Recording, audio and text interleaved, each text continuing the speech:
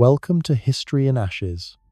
Today, you and I step into the shadows of the largest military invasion in all of human history, an event so vast, so devastating, that it reshaped the world in ways still felt today. On a single day in the summer of 1941, more than 3 million German soldiers, supported by over 600,000 vehicles and nearly 700,000 horses, crossed into the Soviet Union. Yes, you heard that right, horses. Almost 750,000 of them, dragging wagons, artillery, and supplies. It was modern war, yet medieval in its logistics. And within just the first hours of this invasion, the Soviet Air Force lost thousands of planes, many of them destroyed on the ground before they had even taken off. Imagine entire squadrons erased before their pilots could climb into the cockpit.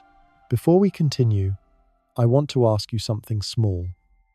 Could you scroll down into the comments and tell me where are you watching this from, and what time is it right now? I find it fascinating to imagine someone in Moscow listening at midnight, while someone in California might be hearing this with their morning coffee. And while you are down there, don't forget to subscribe. Think of it like joining an army, but a much kinder one. The Germans conscripted millions into Operation Barbarossa. All I'm asking is for one small click, so you can march with us through history without risking frostbite on the Eastern Front. Now, let us return to that morning of June 22nd, 1941. The German soldiers, many of them teenagers who had never left their hometowns, were ordered to cross rivers and fields under the cover of dawn. Their commanders told them it would be quick. They were promised victory in a matter of weeks, perhaps months at the most. Hitler himself believed that all it would take was one hard push, and the Soviet Union would collapse like a rotten house. But that was an illusion, one that cost millions of lives. You must picture this carefully. The invasion stretched along a front nearly 2,000 miles long, from the Baltic Sea in the north to the Black Sea in the south. Villages were the first to feel the tremors. Farmers woke to find not one or two soldiers on their doorstep, but columns stretching for miles. Trucks, tanks, horses, infantry, all moving eastward in an endless stream. In some places, locals thought at first it was a drill or perhaps another border maneuver. But soon, the skies were filled with the drone of German bombers, and towns like Brest and Minsk were engulfed in flames before they understood that war had come. The shocking thing is how unprepared the Soviets were.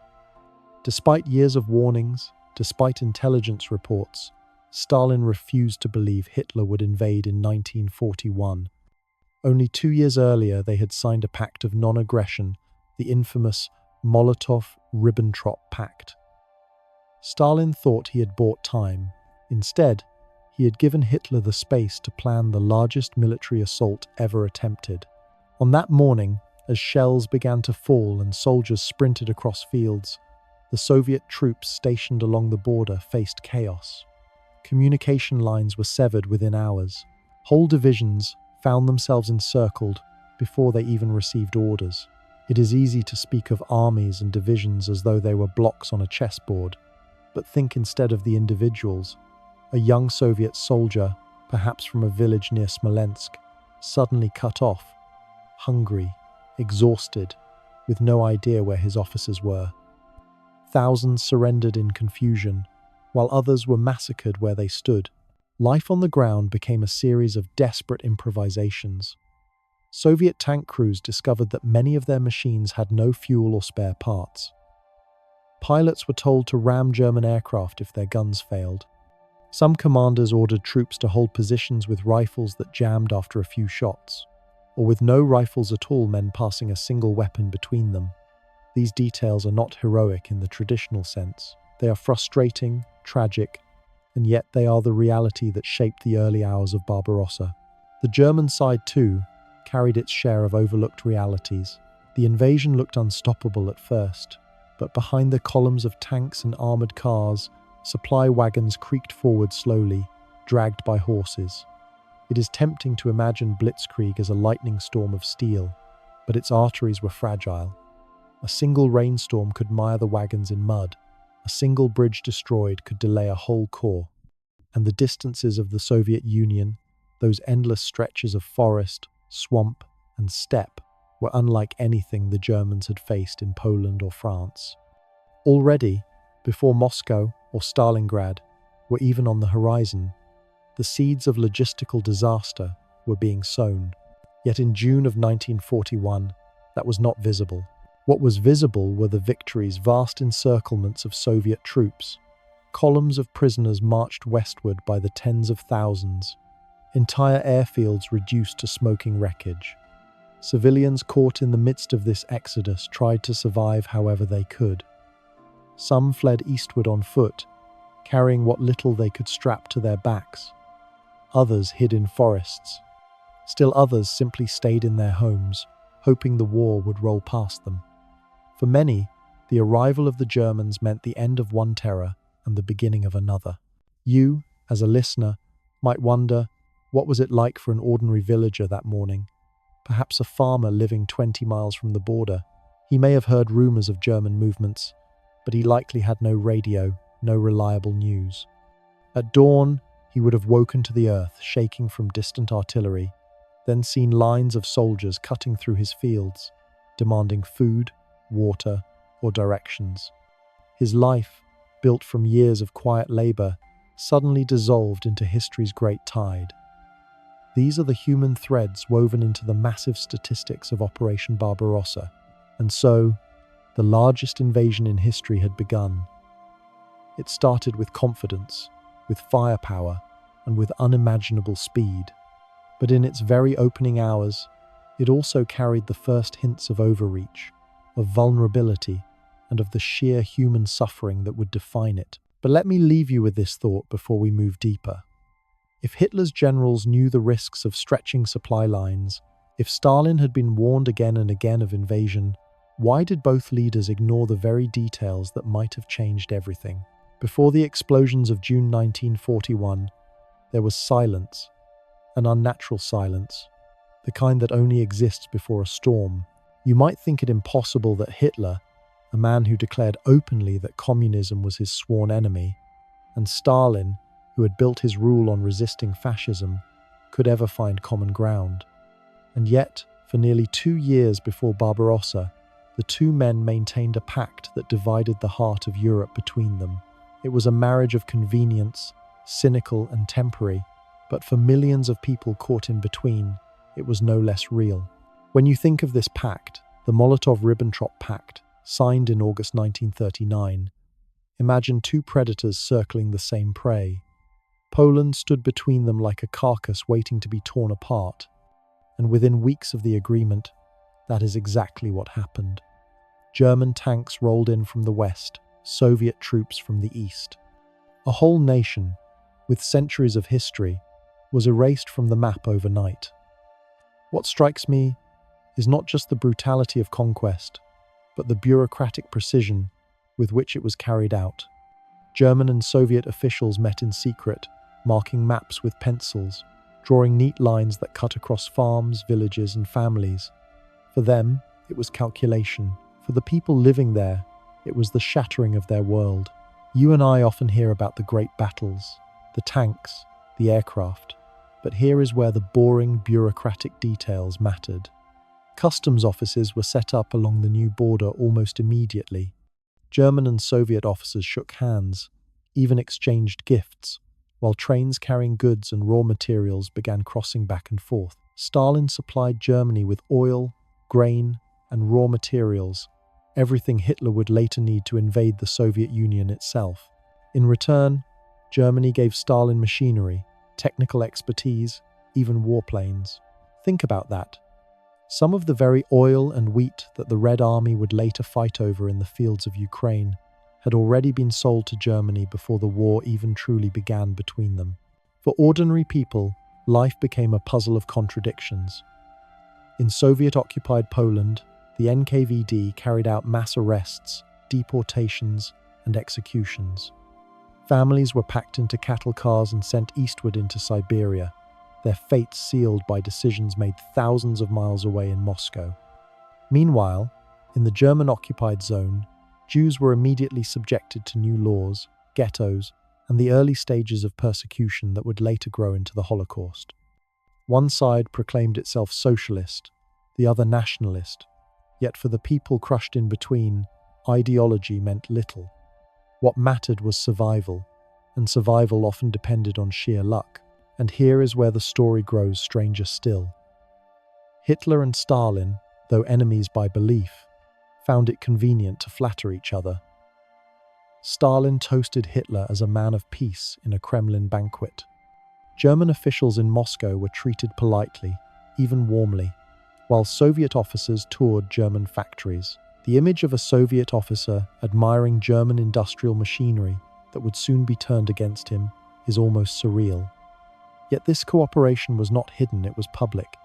Newspapers in both countries downplayed their differences, and for a while, it seemed that the two regimes had found a way to coexist. But beneath the surface, mistrust boiled. Hitler had no intention of keeping the pact longer than necessary. To him, it was a temporary tool, a way to neutralize the Soviet threat while he conquered Western Europe. Stalin, for his part, saw it as a breathing space, a chance to rebuild his army after the disastrous purges of the late 1930s, when he had executed or imprisoned tens of thousands of his own officers. This meant that when Barbarossa finally came, the Red Army was led by men promoted for loyalty rather than skill. That detail, the dull, bureaucratic reality of purges, would shape the fate of millions. Meanwhile, trade between the two empires carried on.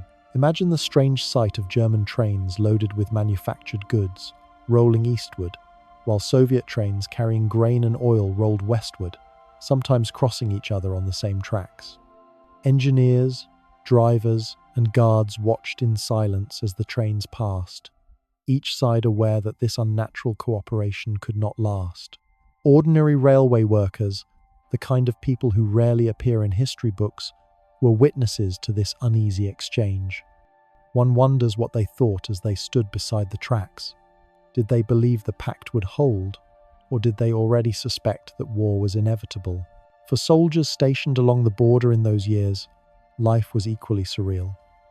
On some stretches, German and Soviet patrols waved to each other across rivers or roads. There were even reports of informal fraternization, soldiers exchanging cigarettes or chatting across the line. To a peasant farmer living nearby, the sight must have been baffling.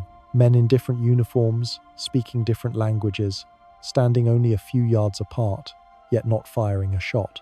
That quiet would not last, but for a brief moment, it existed. The pact also created zones of secrecy. In the Baltic states, Lithuania, Latvia, and Estonia, the Soviets moved quickly to assert control, deporting political opponents, taking over schools, factories, and farms. Families were uprooted overnight, often without explanation. And while the world's attention focused on Germany's conquests in France and Britain, these quieter annexations went largely unnoticed. But for those who lived through them, they were life-altering. A farmer in Latvia who lost his land to Soviet collectivization in 1940 could hardly have guessed that a year later German troops would come marching through the same fields, declaring themselves liberators. And so, between 1939 and 1941, Europe was trapped in a strange limbo. Two of the most brutal regimes in history cooperated on paper, while preparing in secret to destroy each other. Stalin received intelligence from spies warning that Hitler was planning an invasion. Some reports were accurate down to the month. Yet Stalin dismissed them as British provocations, refusing to believe that Germany would break the pact while it was still fighting Britain. That disbelief would cost him dearly. Looking back, it is almost absurd to see how both leaders convinced themselves of what they wanted to believe. Hitler thought the Soviet Union was a fragile giant that would collapse at the first push. Stalin thought he had more time, that Hitler would not dare turn east until Britain was defeated. Both were wrong, and in the space between their miscalculations, millions of ordinary people were crushed. So when the storm finally broke in June 1941, it was not just an invasion, it was the violent collapse of an uneasy partnership that had reshaped Europe for 2 years. But it leaves us with a haunting question. If the pact had lasted longer, if Hitler had delayed, or if Stalin had prepared, Would the war we know today have unfolded in the same way? By the spring of 1941, the Soviet Union stood as the largest land power in the world. On paper, it possessed tens of thousands of tanks, aircraft, and artillery pieces, numbers that dwarfed anything Germany could assemble. To the outside observer, this made the Soviet Union appear formidable, almost untouchable. Yet in reality, the Red Army was brittle, poorly led, and dangerously unprepared for what was coming. The irony is hard to miss. Stalin's state was obsessed with preparation, obsessed with control. And yet, when the moment of truth arrived, it was caught entirely off guard. How could this happen? Part of the answer lies in Stalin himself. His paranoia had hollowed out his military. In the late 1930s, during the Great Purge, he had ordered the execution or imprisonment of thousands of officers commanders with years of battlefield experience. Some estimates suggest that 3 out of every 4 senior officers were removed. In their place rose men who owed their position not to skill but to loyalty. These were officers who feared Stalin more than they feared Hitler, and in a crisis, many froze, unsure of what orders they could safely give without risking their own lives. To imagine this more clearly, picture a Red Army division near the western border in early 1941. The soldiers have rifles, but many are old models, poorly maintained. Their tanks, often the aging T-26 or BT series, require constant repairs. Spare parts are scarce. Radios are limited, meaning many units rely on flag signals or runners to communicate. The officers in charge are often men recently promoted, still learning how to manage thousands of troops. On paper, this looks like a military force. In practice, it is fragile. Stalin believed he had time. Even as German troops gathered along the border, Soviet intelligence delivered report after report warning of an imminent invasion. Some agents within Germany sent word of troop concentrations, timetables, even exact dates. Richard Sorge, a Soviet spy in Tokyo, sent one of the most accurate warnings of all that Hitler would strike in the summer of 1941. And yet Stalin dismissed these warnings as tricks, assuming the British were feeding him disinformation to drag the Soviet Union into war prematurely. The result was paralysis. Soviet troops along the frontier were told not to provoke the Germans, not to move, not even to dig defensive trenches in some areas, for fear that it might be interpreted as preparation for war. Imagine being a young Soviet soldier, watching German forces massing across the river, their tanks lined up, their aircraft circling overhead, and yet being ordered to stay calm, to carry on as if nothing was happening. The tension must have been unbearable. There were deeper flaws as well. The Soviet logistical system was a giant machine that moved slowly, like a massive engine that needed hours just to turn over. Ammunition and supplies were often stored far behind the front lines. Fuel distribution was chaotic. When German forces attacked, they targeted these supply depots with devastating efficiency. Within hours, many Soviet units found themselves cut off from food, fuel, or even working weapons. The numbers on paper, thousands of tanks and planes, suddenly meant very little if they could not move, fly, or fire. Ordinary soldiers paid the price. Diaries from the early days of the invasion describe confusion bordering on madness. A Soviet infantryman might receive one order in the morning to hold his ground, another by midday to retreat, and by evening he might be encircled without having fired a shot. Many surrendered not out of cowardice, but because they were abandoned without leadership, food, or ammunition. Imagine the despair of a young man, conscripted from a rural village, standing in a field with nothing but a rifle and no idea where his commander had gone. Civilian preparedness was no better. Soviet propaganda had insisted for years that the Red Army was the strongest in the world, unbeatable by any foe. This belief was so widespread that when the invasion began, many civilians could not comprehend what was happening. Some thought the early German air raids were Soviet training exercises. Others assumed the Red Army would repel the invaders within days. When German tanks actually rolled into their towns, the shock was overwhelming. One overlooked but crucial detail is the state of Soviet communications. The Red Army lacked reliable field radios in many units. Orders were transmitted slowly, often by telegraph or courier. When the Germans struck, these fragile lines of communication collapsed almost instantly. Headquarters in Moscow often had no idea where their own divisions were, or whether they were still fighting. Some units fought on bravely, unaware that the rest of the front had collapsed around them. Others disintegrated before even firing a shot. And then there was the weather. June in the Western Soviet Union is hot, humid, and punishing for soldiers forced to march long distances with limited water. Many Soviet units had not been properly issued summer uniforms or supplies. Soldiers fainted from heat, their boots worn out from endless marching, their stomachs empty. It is a reminder that wars are not only decided by tanks and planes, but by water, food, and clothing, the dull necessities of survival. Perhaps the most tragic part of this unpreparedness was psychological. Stalin had convinced himself so deeply that Germany would not attack in 1941 that he refused to authorize a full state of readiness. Even when German aircraft began bombing Soviet positions in the early hours of June 22nd, some officers hesitated, unsure whether to respond. In the chaos, precious hours were lost hours that could have saved thousands of lives. The Soviet people themselves were left with little guidance.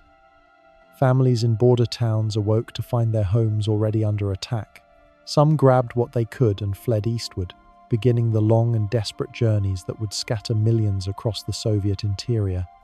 Others stayed, caught between loyalty to their land and fear of both occupiers.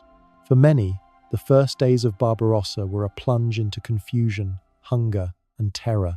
So while the world saw the Soviet Union as a giant with endless reserves, in reality, it was a giant caught sleeping, its limbs heavy, its weapons scattered, its leaders blind.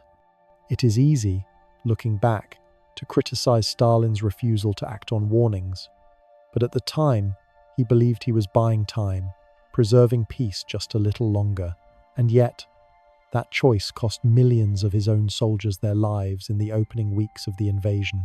And here lies the question we must leave hanging. If Stalin had heeded his warnings, if the Soviet army had been properly prepared, could the German invasion have been stopped in its first weeks? Or was the Soviet Union destined to bleed, no matter what, before it could finally push back? When you think of the German invasion of the Soviet Union, perhaps the first image that comes to mind is that of tank-sleek panzer divisions rolling across endless plains, unstoppable, coordinated, efficient. The German Wehrmacht built its reputation on speed and precision, the concept known as blitzkrieg. But beneath this image of perfection was a machine that was far less flawless than propaganda suggested. In fact, the very success of the opening stages of Barbarossa concealed the seeds of its eventual failure. The numbers themselves are staggering. More than 3 million German soldiers, supported by nearly 700,000 horses, 3,500 tanks, and over 2,000 aircraft, poured into Soviet territory on June 22, 1941. The scale dwarfed any previous campaign, and on the surface it looked like a meticulously planned operation. Yet if you look closer, the German war machine was stretched almost to its breaking point from the very first day. The reliance on horses is the first overlooked reality. We often picture mechanized columns of tanks and trucks, but nearly 3/4 of German transport still depended on animal power. Horses pulled artillery, wagons of ammunition, food supplies, and medical equipment. They were indispensable, but they were also vulnerable. They needed to eat, to rest, and to be shod by blacksmiths. When the campaign pushed deeper into Soviet territory, fodder became harder to find, and entire units slowed because their horses starved. Imagine the surreal image: modern tanks rumbling forward alongside wagons that could just as easily have been seen in the Napoleonic Wars more than a century earlier. Fuel was another fragile link. German tanks and vehicles consumed enormous amounts of gasoline, and the distances of the Soviet Union were vast. Fuel depots had to be established along the way, but the further the Wehrmacht advanced, the longer and thinner its supply lines became. A single blown bridge or a partisan ambush on a railway could delay fuel deliveries for days. Soldiers sometimes siphoned fuel directly from captured Soviet vehicles just to keep moving. At times, tanks were abandoned not because they had been destroyed, but simply because they had run out of fuel in the middle of nowhere. The myth of German efficiency also hides the chaotic reality of planning. Hitler divided his invasion into three massive army groups, one pushing toward Leningrad in the north, one toward Moscow in the center, and one toward Ukraine and the oil-rich Caucasus in the south. On maps, this seemed logical, but in practice, it created competing priorities, with generals arguing over where resources should go. Should the focus be the symbolic prize of Moscow or the economic resources of Ukraine? Hitler himself often intervened, changing plans on whims, leaving his generals frustrated. These constant shifts slowed the momentum that Blitzkrieg required. For ordinary German soldiers, the experience of the invasion was not one of seamless victory but of exhaustion. They marched for miles under the hot summer sun, carrying heavy packs, rifles, and equipment. Food rations were often inadequate. Many subsisted on black bread, canned meat, and what they could scavenge from local villages. Letters home describe the hunger, the dust, the fatigue of endless marching. Victory was celebrated in propaganda, but daily life was a grind of sweat and aching feet. Medical care, too, was fragile. German field hospitals were often overwhelmed, not just by combat wounds but by diseases such as dysentery, typhus, and malaria in the southern regions. Clean water was scarce, and medical supplies were stretched thin. Soldiers might lie for days before receiving proper treatment, and some died not from bullets but from infection. The human body, as much as machinery or fuel, determined the pace of the war.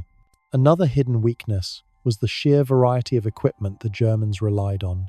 Captured vehicles were pressed into service, meaning mechanics had to repair not only German models but also French, Czech, and Soviet ones, each requiring different parts. This created logistical chaos.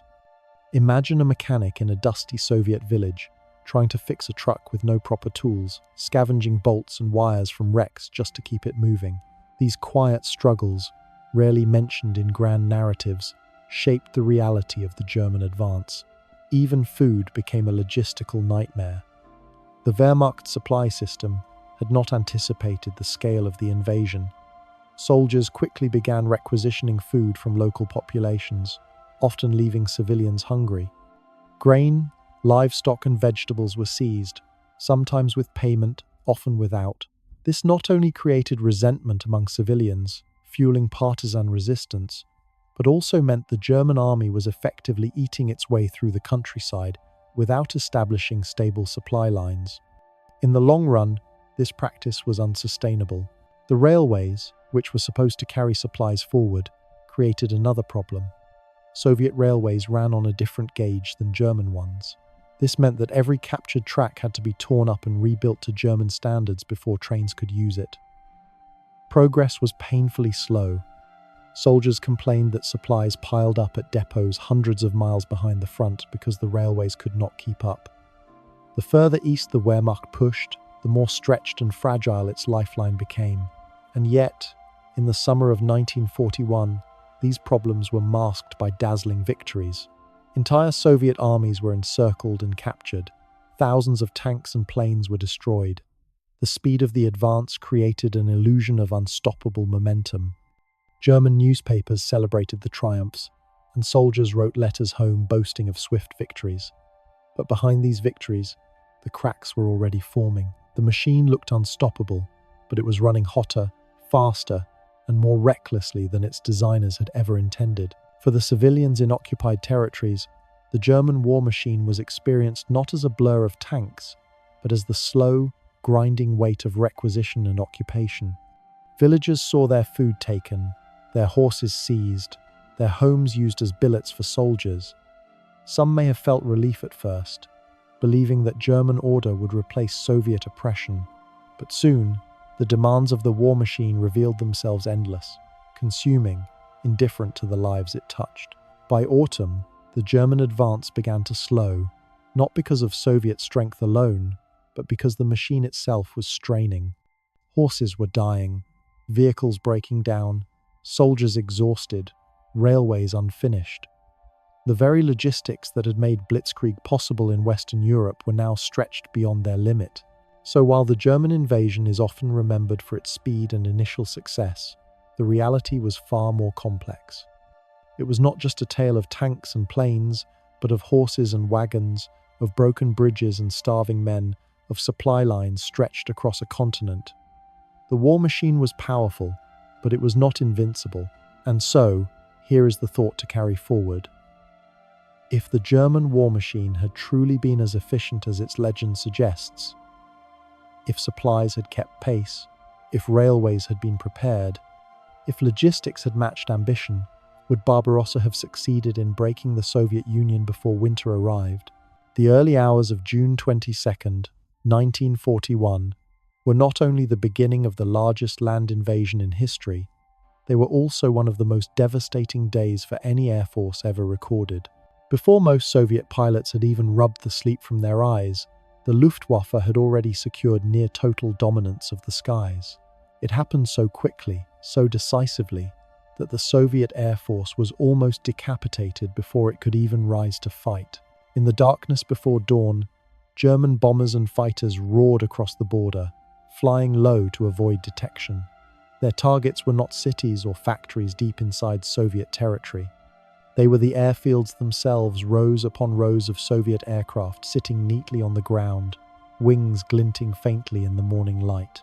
Many of these planes were parked in tight clusters, uncamouflaged, with little or no anti-aircraft defense. When the bombs fell, the destruction was catastrophic.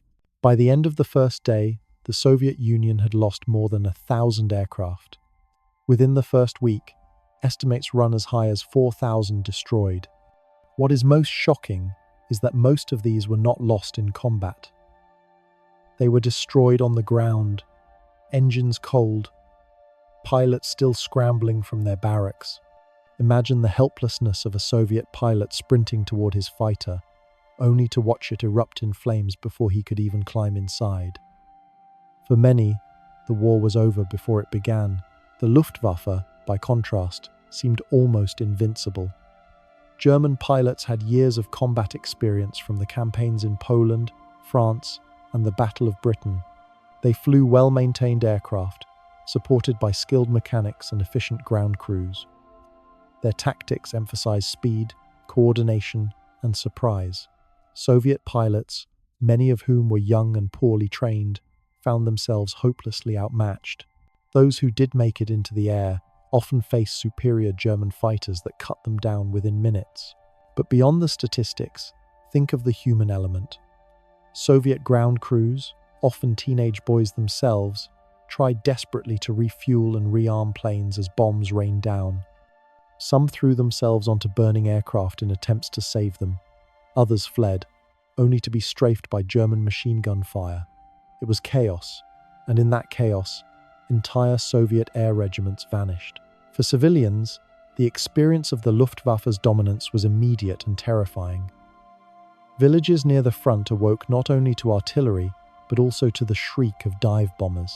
The Stuka, with its screaming siren attached to its landing gear, was designed to terrify as much as to kill.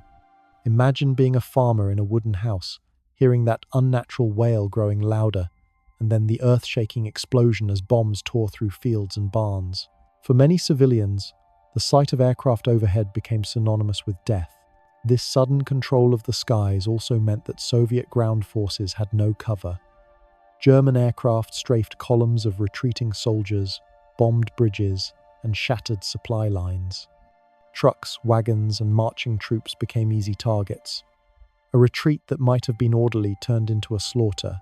Survivors wrote of soldiers diving into ditches, pressing their faces into the mud as planes screamed overhead, waiting for the dust to settle before moving again. Some units were reduced to crawling forward by night, hiding under trees by day, just to avoid detection. The destruction of the Soviet Air Force was not only a tactical blow, it was a psychological one. Stalin had boasted for years that the Red Army was the strongest in the world, its air force vast and powerful. Yet in a single day, much of it lay in ruins. For the soldiers on the ground, Hearing no friendly aircraft overhead, the silence was crushing. They felt abandoned, naked under the open sky. It is important to remember that not all Soviet aircraft were obsolete. Some models, like the new MiG fighters, were capable of matching German planes, but there were too few of them, and too many were destroyed before they could be used. The majority of the fleet consisted of older, fragile designs, poorly maintained, and without enough spare parts. Even fuel shortages grounded some squadrons. The image of mighty Soviet air power was, in truth, a hollow shell. Meanwhile, the Luftwaffe was not without its own strains. Bombing runs required enormous amounts of fuel and coordination. German mechanics worked long hours in makeshift airfields, often repairing aircraft under fire. Pilots faced exhaustion from flying multiple missions in a single day. And as the front advanced deeper into Soviet territory, the distances stretched, making resupply harder. Still, in those early weeks, these problems were hidden beneath overwhelming success. On the ground, Soviet soldiers improvised defenses as best they could. Anti-aircraft units, often outdated or poorly supplied, tried to fend off the waves of German planes. Some used machine guns against bombers, firing desperately into the sky. In rare cases, Soviet pilots who managed to take off rammed their own aircraft into German bombers when their guns jammed. These acts of desperation highlight the scale of the imbalance. Bravery was not enough against an enemy with such control of the skies. The first strikes of Barbarossa, then, were not just about planes destroyed. They were about shaping the entire battlefield. With the Luftwaffe ruling the air, German ground forces advanced with confidence, their flanks covered, their movements unchallenged. Soviet commanders struggled to organize counterattacks when every movement risked being spotted and obliterated from above. And yet, hidden in this catastrophe was the first glimpse of resilience. Despite losing thousands of aircraft, the Soviet Union did not collapse. Factories deep in the interior began working around the clock to replace the losses. New pilots were trained at breakneck speed. The Soviet Union had depth space, people, and resources that Germany underestimated. The Luftwaffe had achieved dominance, but it was not permanent. Still, in those first days, the destruction was nearly total. An air force, the pride of the Soviet state, had been gutted before it could truly fight. Soldiers marched without cover, civilians cowered in fear, and the German advance rolled forward under a sky that belonged entirely to the enemy. And so, we are left to wonder if the Soviet Air Force had been better prepared, if Stalin had allowed his commanders to disperse and camouflage their planes before the invasion, would the skies of June 1941 have looked different, or was German dominance inevitable in those opening days? The early days of Barbarossa turned the Western Soviet Union into a landscape of collapse. Armies that had existed on maps, neatly numbered and drawn into lines, suddenly dissolved into fragments. Divisions disappeared overnight, not through organized defeat, but through confusion, encirclement, and sheer exhaustion. The Soviet retreat was not a steady march backward.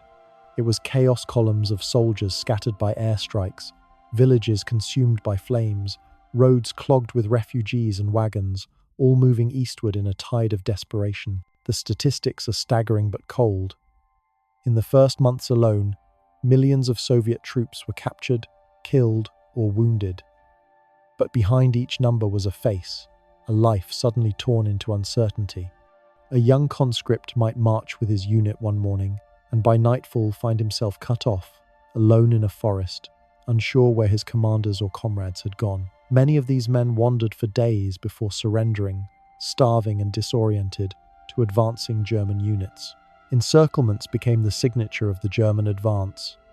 At Minsk, at Smolensk, at Kiev, whole Soviet armies found themselves surrounded. German panzers, moving swiftly and in coordination, sliced deep into the Soviet rear, closing pockets of tens or even hundreds of thousands of troops. Once encircled, Soviet soldiers often fought desperately, but with dwindling supplies and no relief, the outcome was inevitable. Columns of prisoners stretched for miles, trudging westward under guard, many with no food or water. Civilians along the routes watched silently as these columns passed an endless stream of broken men. For the civilians themselves, retreat meant devastation. Villages near the front were often burned, either by retreating Soviets who followed a scorched earth policy, or by Germans who saw the land as plunder. A farmer who had tended the same fields for decades might wake to find his barns in flames, his livestock driven off, his family forced onto the road with nothing but what they could carry. Entire communities dissolved in days. Families were separated, some fleeing east, others trapped in occupied zones. The retreat also exposed the grim policies of both regimes. Soviet authorities, desperate to prevent resources from falling into German hands, ordered crops burned, factories dismantled, even wells poisoned. For the civilians left behind, this meant hunger and thirst. Some watched their own soldiers destroy the very food they would need to survive. Others fled into forests, surviving on berries, roots, and whatever they could scavenge. Hunger became a silent, constant weapon. German soldiers, advancing rapidly, often arrived in villages that had already been stripped bare. Letters from the front describe scenes of desolation, fields blackened by fire, wells filled with carcasses, barns empty. Frustrated, the occupiers turned to requisitioning whatever remained. Civilians were forced to give up grain, livestock, even their last reserves of bread. Refusal could mean execution. For villagers, survival became a careful negotiation: how much to give without starving, how much to hide without being caught. Amid this chaos, the human body became the ultimate measure of endurance. Soviet soldiers on retreat often marched for days without proper rations. Diaries describe men collapsing by the roadside, too weak to continue. Disease spread quickly in the crowded, unsanitary conditions of the marches. Lice, dysentery, and typhus claimed thousands. Sometimes without a shot being fired, civilians suffered the same. Refugee columns stretched for miles, clogged with carts, children, and the elderly, moving slowly eastward under bombardment from the air. For many, the journey itself was deadly. One detail often overlooked is footwear. Soldiers and civilians alike marched until their boots fell apart, leaving their feet raw and bleeding. Some wrapped cloth or rope around their feet as makeshift shoes. Others walked barefoot, leaving trails of blood along the roads. These small, grim realities, the absence of proper shoes, the lack of clean water, the empty stomach shaped survival more than strategy or ideology. For German troops, the rapid advance was not without its own toll. Soldiers wrote home of exhaustion, of marching until their legs ached, of sleeping in ditches by the roadside. They too lived on inadequate rations, sometimes relying on food seized from civilians. Letters reveal a mixture of triumph and weariness, pride at victories, but also a growing awareness of the vastness of the land and the endlessness of the retreating enemy. Even in victory, they sensed the campaign was unlike anything they had faced before. In the cities, retreat turned into catastrophe. Kiev, Minsk, and Smolensk saw not just battles but mass displacements. Civilians packed what they could, leaving behind homes that would be looted or destroyed. Factories were dismantled and shipped east. Entire machines loaded onto trains in desperate attempts to preserve Soviet industry. Workers were evacuated by the hundreds of thousands, many never to return to their original homes. For some, evacuation meant safety. For others, it meant starvation in overcrowded trains, separated from families forever. Amid this collapse, acts of resilience also emerged. Civilians formed makeshift shelters in forests, creating communities of refugees who shared what little they had. Soldiers cut paths through swamps to evade encirclement, some marching hundreds of miles to rejoin Soviet lines. In occupied towns, whispers of resistance began, though at first it was simply survival, hiding food, refusing to collaborate, helping fugitives. The retreats scattered people, but in that scattering, seeds of resistance were planted. The toll on Soviet society was immense. Families were torn apart, soldiers vanished without word, and entire villages were erased. The official propaganda spoke of heroic resistance, but the reality for most was confusion, hunger, and fear. Children grew up overnight, carrying siblings on their backs as parents were lost. The old and the sick often stayed behind, unable to flee, left to face occupation alone. To walk the roads of retreat in that summer of 1941 was to see humanity stripped bare, soldiers trudging silently, civilians clutching bundles of clothes, wagons overloaded with children and chickens, the smell of smoke and sweat heavy in the air, and always, above them, the buzz of German aircraft, watching, waiting to strike. So while maps show arrows sweeping eastward, the true story of the retreat was written in dust, blood, and hunger. It was not an organized withdrawal, but a collapse of order, endured by millions of individuals who had no choice but to keep moving. And here is where we must pause with a question. If survival itself became the only goal in those weeks, if soldiers and civilians alike were reduced to the struggle for food, water, and shelter, how did they find the strength to endure long enough for the Soviet Union to eventually fight back? When the German armies swept through the Western Soviet Union in the summer of 1941, they did not just defeat armies, they captured lands filled with millions of civilians. These people suddenly found themselves under a new order, one that promised liberation from Bolshevism but delivered occupation, exploitation, and often death. Daily life in these occupied regions became a relentless struggle, measured not by ideology but by the most basic needs of human survival. At first, some welcomed the Germans. In villages devastated by collectivization and famine in the 1930s, peasants remembered their resentment toward the Soviet regime. When German troops marched in, a few villagers offered bread and salt, a traditional gesture of hospitality. Others hoped the Germans might return land, or at least bring some measure of stability after years of Soviet control. But these hopes were short-lived. The occupation revealed itself as brutal almost immediately, with orders that stripped civilians of food, property, and freedom. Food became the central concern. German authorities requisitioned grain and livestock to feed their armies and to ship back to Germany. Entire barns were emptied, sometimes with receipts written out that meant nothing to the farmers left hungry. For civilians, survival meant hiding what little they had. Families dug pits in gardens to conceal potatoes, buried sacks of flour under floorboards, or drove cattle into forests at night. Children were taught to remain silent if questioned. Discovery often led to harsh punishment, beatings, arrests, or execution. Bread, which had once been a staple of every meal, became a luxury. People began to stretch flour with substitutes, acorns ground into powder, sawdust mixed into dough, or grasses boiled into paste. Soups were made from weeds and nettles. In towns, black markets appeared quickly, where a handful of flour or a piece of lard could be traded for jewelry, clothing, or anything of value. The worth of money itself collapsed. Survival hinged on barter. The occupation also meant forced labor. Men and women were rounded up to work for the German military building roads, digging trenches, repairing equipment. Young people were taken away in trains to labor camps in Germany, where they became part of the vast system of forced workers that kept the Nazi economy running. For families, this meant the sudden disappearance of sons, daughters, or fathers, often never to return. Mothers clung to children, hiding them in barns or forests when labor detachments came through. Sometimes they succeeded, sometimes they did not. Daily life in villages slowed to a rhythm of fear and caution. People learned to read the moods of soldiers, to anticipate raids, to keep their heads down. A simple trip to fetch water could become dangerous if one crossed paths with a patrol.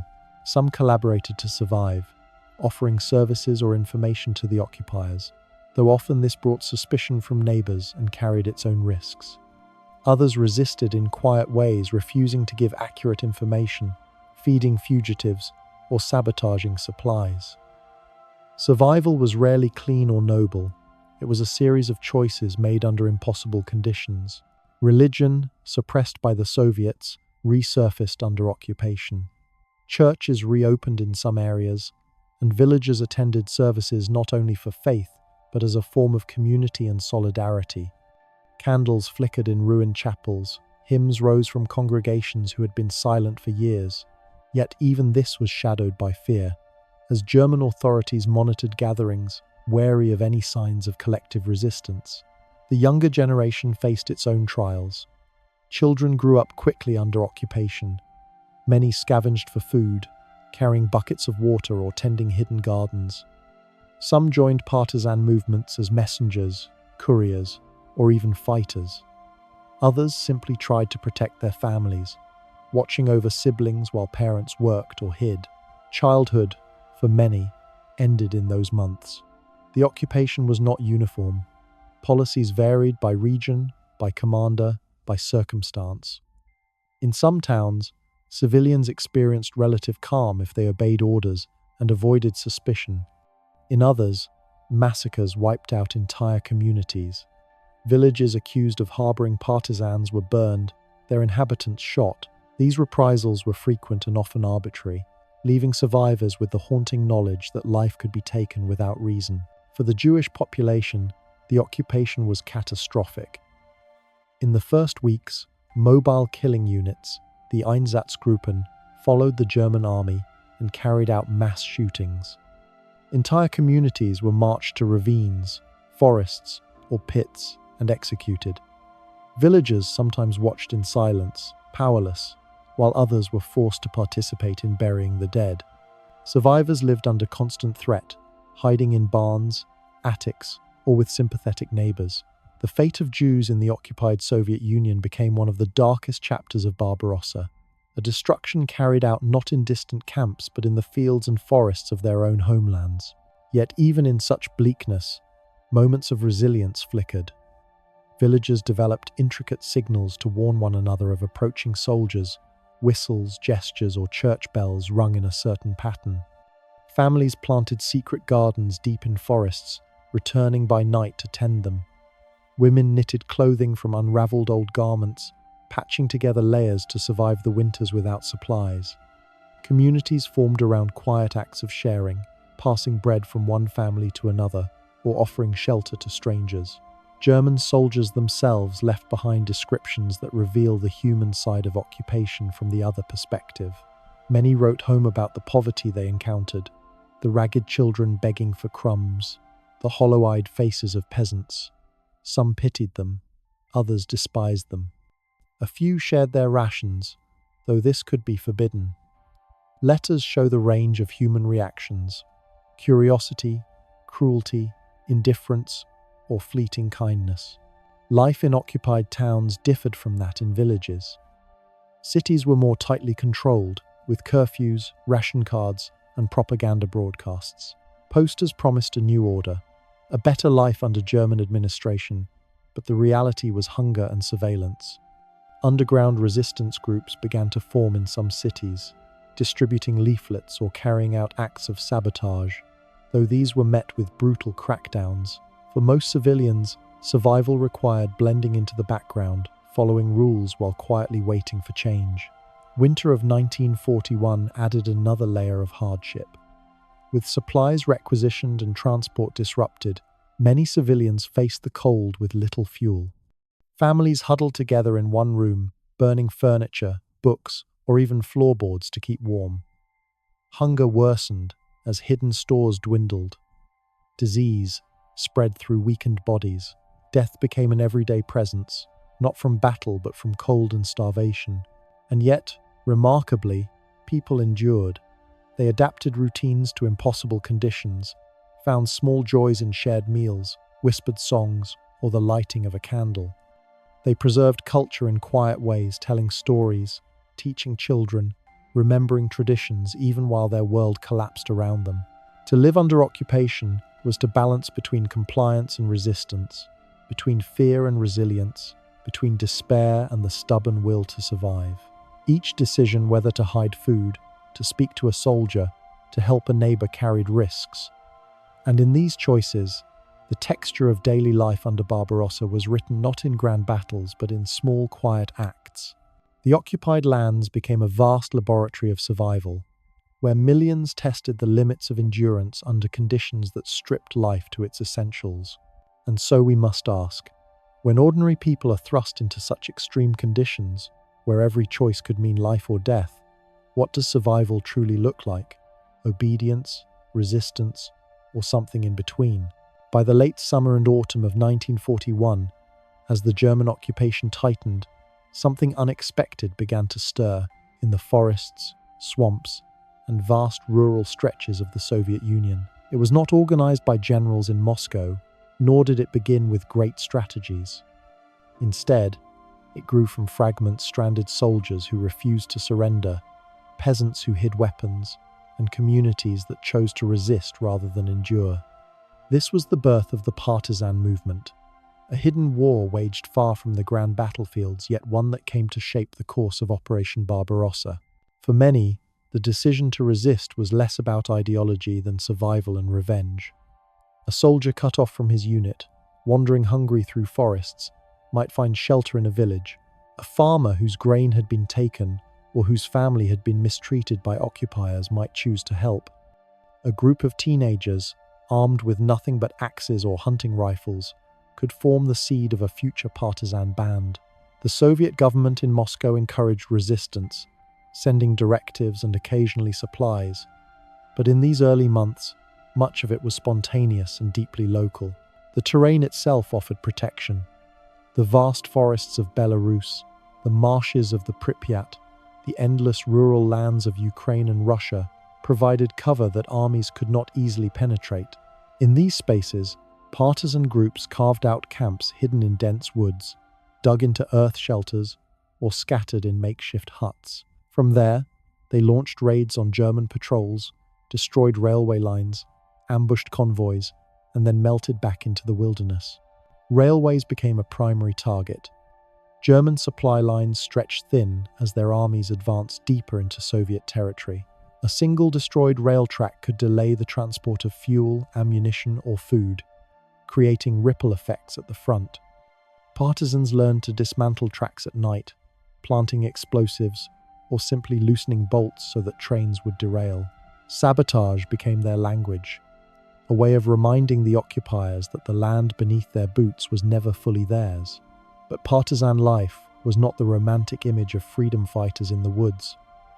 It was harsh, precarious, and often desperate. Food was scarce. Camps survived on what they could take from the surrounding land, sometimes with the help of sympathetic villagers, sometimes through forced requisition. Winter posed deadly challenges. Without proper clothing or shelter, many froze. Disease spread quickly in crowded, unsanitary hideouts. Weapons were few, often scavenged from battlefields or stolen from enemy soldiers. A captured rifle or machine gun was a treasure. Relationships with civilians were complicated. Some villagers saw partisans as protectors, hiding them, feeding them, warning them of German patrols. Others feared them, knowing that helping partisans could bring deadly reprisals. German authorities often responded to partisan attacks with brutal punishments, burning villages, shooting hostages, executing entire families accused of aiding resistance. This created a cruel dilemma. To help the partisans risked destruction. To refuse risked resentment from neighbors. Survival often meant navigating this dangerous middle ground. Among the partisans themselves, discipline varied. Some groups were led by former Red Army officers who tried to maintain order and ideological commitment. Others were ragtag bands, driven by anger and survival rather than politics. Stories from survivors speak of both heroism and hardship bands who risked everything to save Jewish families, but also cases of theft and coercion against villagers. The reality was complex, a reflection of the chaos of war itself.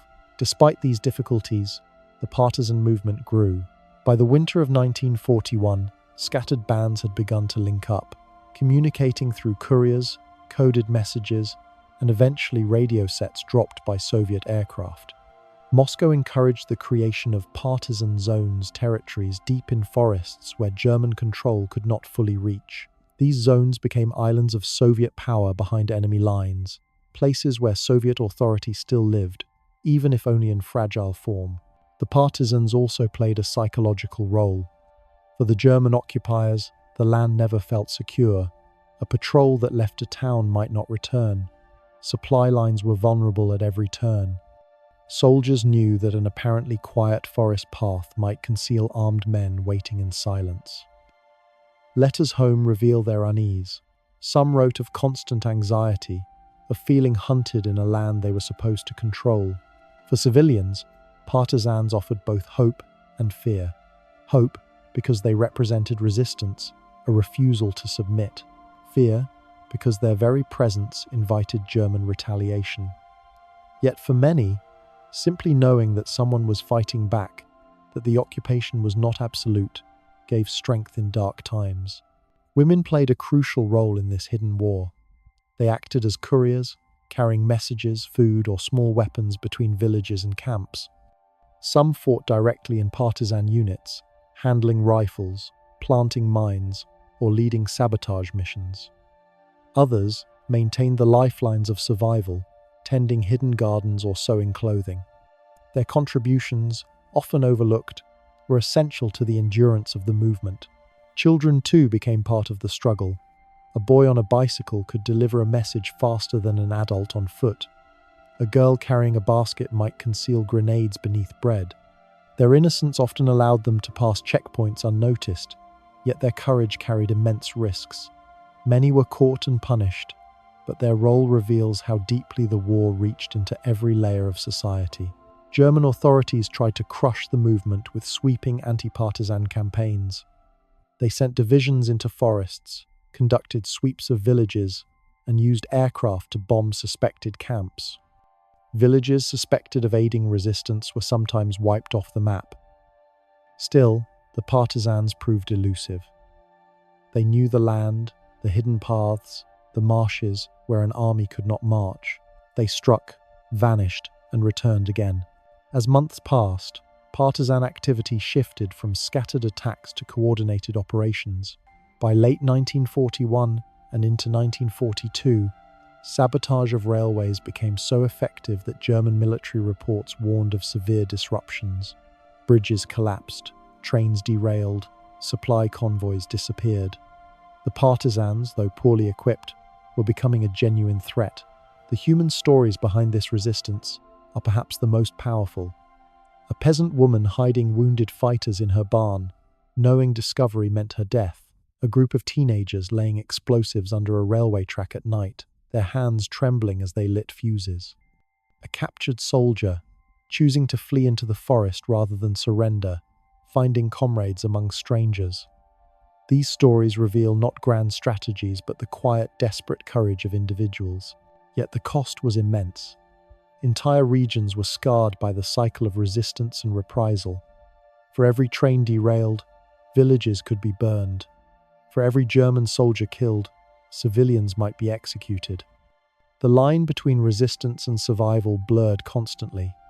Some villagers cursed the partisans for bringing destruction. Others praised them for keeping the spirit of defiance alive.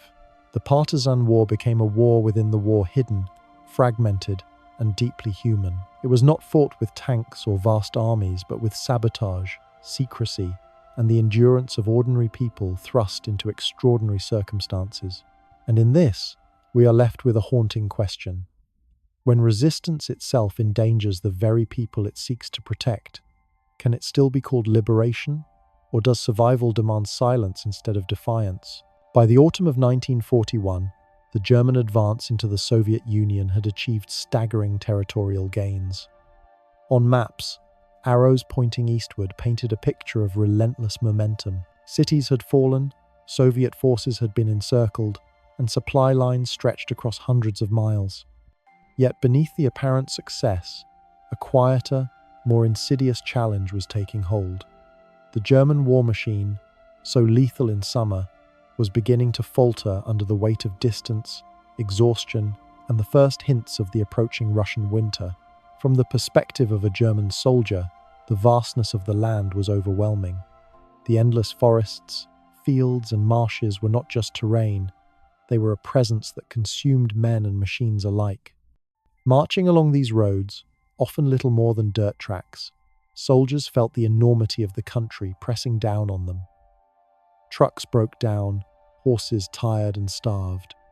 Bridges, hastily repaired to allow tanks and wagons to cross rivers, collapsed under weight or flooding.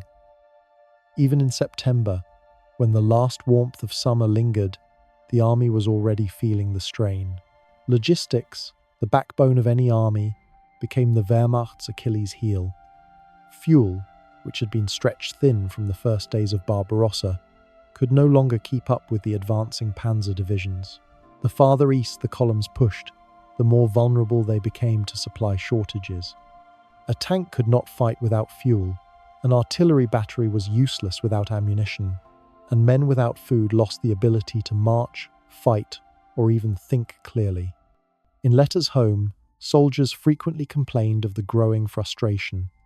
Days waiting for supplies, the constant worry of running dry, and the knowledge that one miscalculation could strand entire units in hostile territory.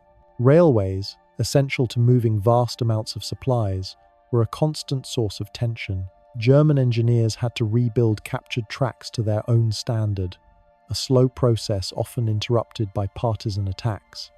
Bridges, destroyed by retreating Soviets or overused by advancing German traffic, required constant repair. Every train that derailed or every bridge that collapsed forced the army to rely on horse-drawn wagons for critical supplies. And while horses had been indispensable in summer, the approaching cold would test their endurance and survival in ways mechanized vehicles had not. Exhaustion among soldiers was now a daily reality. After months of continuous combat, forced marches, and minimal rest, the average infantryman was beginning to feel the mental and physical toll. Diaries and letters from the front describe aching feet, sleep deprivation, and the constant strain of remaining vigilant against both Soviet forces and the hidden dangers of the landscape, mines, partisan ambushes, and the threat of sudden weather changes. Even elite divisions, renowned for their discipline and efficiency, were beginning to slow, their movements less coordinated, their morale strained. The German command structure, which had functioned effectively in the initial stages of the campaign, also showed signs of strain. Hitler's habit of micromanagement, changing operational priorities, issuing last-minute orders, and insisting on personally supervising strategic decisions placed enormous pressure on generals. Officers found themselves constantly adjusting to new objectives, sometimes conflicting with existing plans. In the field, these shifts created confusion. Units hesitated to move without explicit permission, fearing reprisal, and the overall speed of decision-making slowed at a time when momentum was critical. Weather, though not yet the full winter, began to play a subtle but growing role. September brought heavy rains in many regions, turning dirt roads into quagmires. Tanks and trucks became bogged down. Artillery pieces could not be moved efficiently. Marching soldiers slogged through mud that reached their knees, their uniforms soaked, boots failing under constant exposure to water and grit. These conditions slowed the advance, increased mechanical breakdowns, and sapped morale, introducing a problem the Wehrmacht had never faced in previous campaigns. Partisan activity exacerbated these difficulties. Small bands, often armed with minimal weaponry, targeted supply convoys, ambushed isolated units, and sabotaged infrastructure. A single destroyed bridge could delay the movement of an entire division, leaving soldiers exposed to attacks and the elements. Even when German forces attempted to retaliate, the forests and swamps provided near-perfect cover for the partisans. Every raid forced resources to be diverted, soldiers to guard supply lines, and commanders to devote time and effort away from the primary objective, capturing Moscow. As October approached, the first cold winds hinted at the coming winter. Soldiers, many of whom had no winter clothing yet, felt the bite of temperatures dropping overnight. Early snow fell in higher latitudes, catching units unprepared. Boots were soaked and cold, uniforms thin, and the first frost began to stiffen machinery.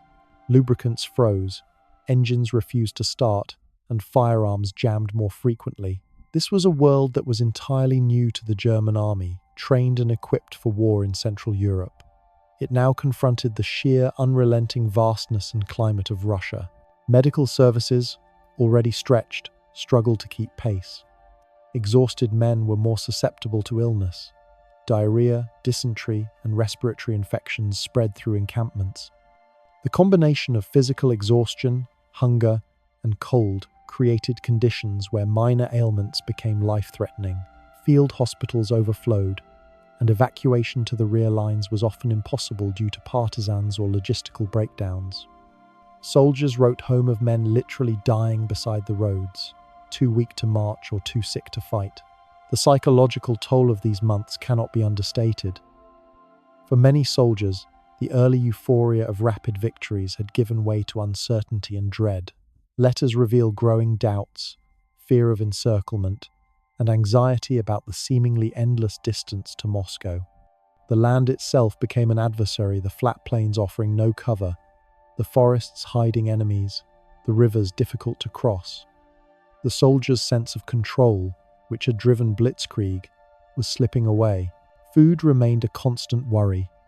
Rations were inadequate, often spoiled due to transportation delays or exposure. Soldiers relied increasingly on what they could find locally: grain from abandoned villages, livestock stolen from farms, even wild plants. Hunger weakened the troops, made them irritable, and sometimes led to conflicts among units. A soldier's survival was as dependent on food as it was on strategy, and the army was beginning to feel the consequences of supply lines stretched over hundreds of miles. Mechanical breakdowns were constant. Tanks, trucks, and artillery pieces, pushed hard during the rapid advance, began to fail. Spare parts were scarce. Repairs required long hours, and in many cases the nearest depot was dozens of miles away, across roads made nearly impassable by mud and early frost. Soldiers learned to improvise, using parts from damaged vehicles to repair others, but the efficiency of the force was declining. The very speed that had brought initial success now became a liability. Even communication suffered.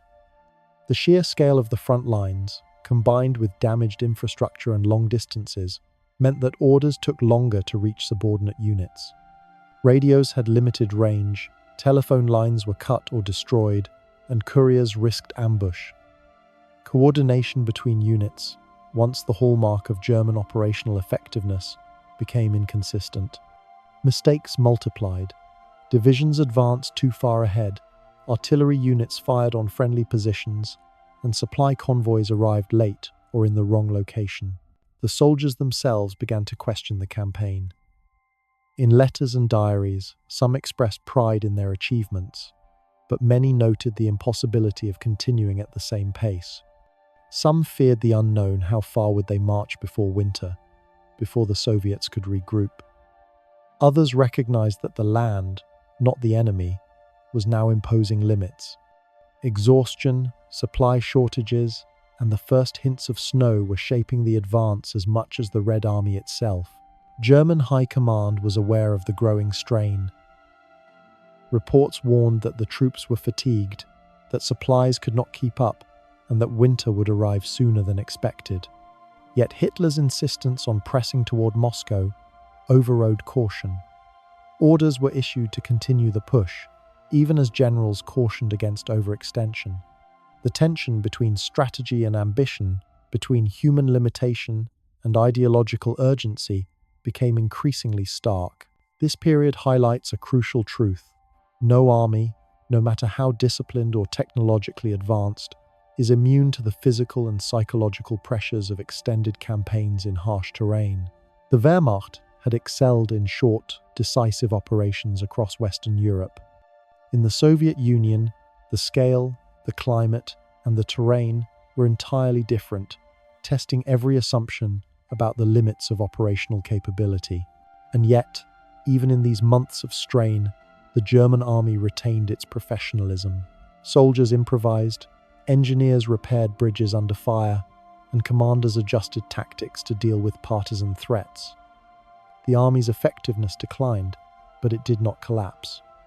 It was a fragile balance, a demonstration that even a powerful military machine is ultimately dependent on logistics, endurance, and the environment as much as tactics and weapons. And so, we are left with a critical question. Could the German army have maintained its momentum if winter had been delayed? if supplies had flowed uninterrupted, if the soldiers were fresh rather than exhausted, or was the vastness and climate of Russia an insurmountable adversary that no blitzkrieg could conquer. By late November of 1941, the German advance toward Moscow, once a relentless sweep of armored divisions and infantry columns, began to confront an enemy far less visible than the Red Army. The Russian winter. It arrived with little warning, creeping over the vast plains in bitter waves, and it was unlike anything the Wehrmacht had faced in previous campaigns. Soldiers trained for European conflicts, accustomed to mild winters in Poland or France, now faced a landscape frozen solid, where survival depended not on strategy alone, but on clothing, fire, and the resilience of the human body. The first signs were deceptively small. Nights grew longer, temperatures dropping below zero, ice forming on rivers and lakes, frost stiffening the already treacherous roads. Mud that had slowed columns in September now froze into ruts of ice, making movement difficult for horses and vehicles alike. Soldiers wrote in letters home of the strange, almost surreal beauty. Frost-coated trees, rivers glittering under the pale sun, the quiet of snow-covered fields. Yet the beauty was deceptive, masking dangers that would soon claim thousands of lives. Clothing and equipment, designed for moderate European winters, proved inadequate. Soldiers' woolen uniforms were thin, boots often poorly insulated, gloves rare. Frostbite became a common injury. Toes, fingers, and ears turned black with cold. Simple tasks, loading a rifle, marching 10 miles, repairing a vehicle, became torturous. In some cases, frostbite forced men to amputate their own fingers or toes to prevent gangrene. In hospitals overwhelmed by the cold, doctors struggled to treat injuries while maintaining warmth, medicine, and morale. Mechanized vehicles suffered catastrophic failures. Lubricants froze, engines refused to start, batteries died in the cold. Tanks, which had spearheaded the rapid summer advance, became immobile, sometimes stuck in frozen mud or snowdrifts.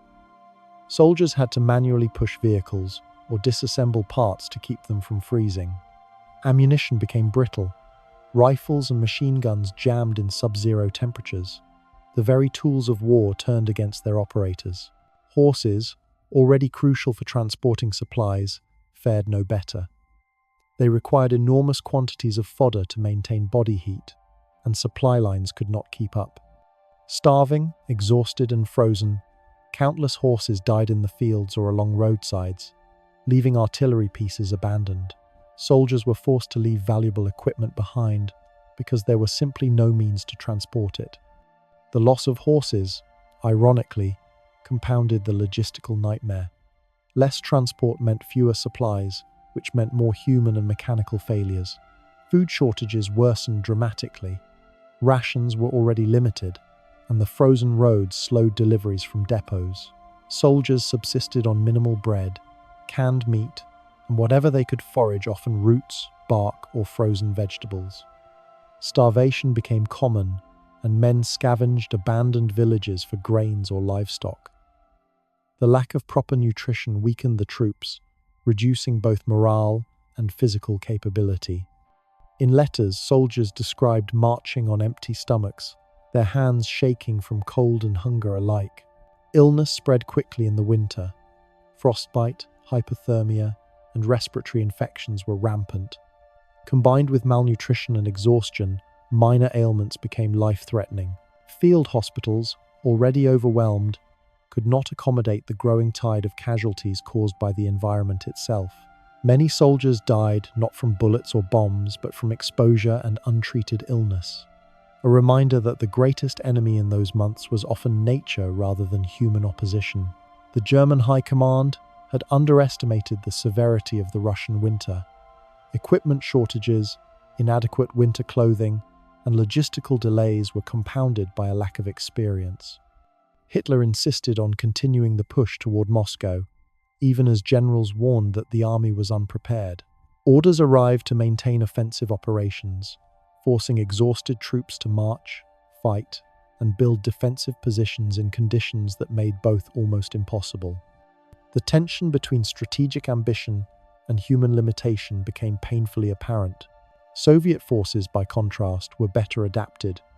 While suffering heavy losses in the summer and autumn, they had prepared for winter. Soldiers were equipped with thicker clothing, and factories moved to produce winterized equipment. They dug trenches and prepared defensive positions, and their familiarity with the harsh environment allowed them to move and fight effectively where German troops faltered. The vastness of the land, combined with cold and snow, became an ally. The human toll on German soldiers was immense. Frostbite, exhaustion, and hunger were constant companions. Diaries describe men shivering in frozen trenches, digging foxholes with frozen hands, huddling together for warmth, or burning floorboards and furniture for fire. Morale declined sharply. Letters home speak of despair, frustration, and fear. The psychological impact of the winter, combined with the slowing advance, began to erode the confidence that had carried the army through the summer. Partisan activity intensified during this period. German supply lines, already struggling under ice and snow, became even more vulnerable to attacks. Railways were sabotaged, convoys ambushed, and small villages burned in reprisal. Soldiers had to allocate manpower to guard duties, further straining already exhausted units. The winter, in combination with partisan warfare, created a multi-layered crisis. A frozen, vast landscape, hostile to the invaders, and a resilient, elusive enemy that struck at supply lines and morale. Civilians in occupied territories also suffered tremendously during the winter. Already impoverished by requisitions and forced labor, they now faced freezing temperatures without sufficient fuel, clothing, or food. Many relied on forests for firewood and survival, while others dug cellars or improvised shelters to stay warm. Starvation was widespread, and disease compounded the suffering. Yet even in these extreme conditions, acts of resilience emerged. Families shared limited resources, neighbors helped hide fugitives, and children learned to survive by adapting to the harsh environment. The cold also affected German tactical operations. Offensive maneuvers slowed to a crawl. Tanks could not advance on icy roads. Artillery could not be moved quickly, and infantry found themselves unable to cover even short distances without exhaustion. Attempts to storm fortified Soviet positions became costly, as frozen ground hampered digging and snow obscured movement. The very speed that had defined blitzkrieg became impossible, replaced by grueling, slow attrition. Winter also magnified the consequences of earlier mistakes. Supply lines that had been stretched thin in autumn were now immobilized by frozen rivers, snow, and ice. Soldiers abandoned equipment they could not transport. Horses died in the cold. Weapons malfunctioned.